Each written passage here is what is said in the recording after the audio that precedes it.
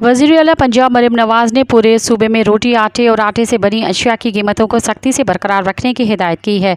वज़ीर-ए-आला पंजाब मरियम नवाज़ ने हिदायत की है कि आटे की कीमत में कमी का पूरा फ़ायदा अवाम को मुंतकिल और सरकारी कीमतों के खिलाफ वर्जी करने वालों से कानून के मुताबिक सख्ती से निपटा जाए।